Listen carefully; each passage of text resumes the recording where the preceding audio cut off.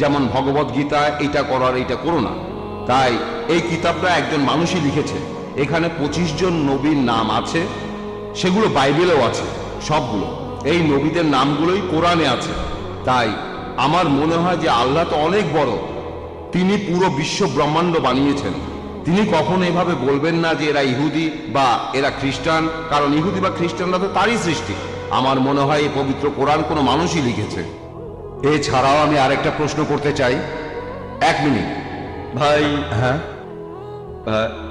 উনি আগে উত্তর দিক, তারপর আচ্ছা। আপনি আবার প্রশ্ন করুন। আচ্ছা।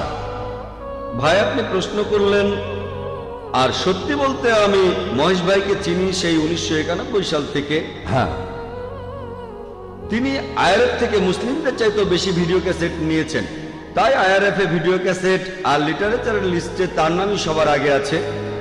মহেশ ভাই প্রশ্ন করলেন যে আগের আসমানি কিতাবগুলো কোরআন যেমন বলছে তাওরাত, জাবুর, ইনজিল দেওয়া হয়েছিল মুসাকে, দাউদকে আর যীশু খ্রিস্টকে, মুসলিমরা বলে এগুলো বিকৃত হয়ে গেছে। তাহলে পবিত্র কোরআনে যখন ইহুদিদের কথা বলা হয়েছে যে হে কিতাবীগণ, ইহুদি আর খ্রিস্টানরা যখন তাদের এভাবে সম্বোধন করা হচ্ছে, তাহলে কোরআনও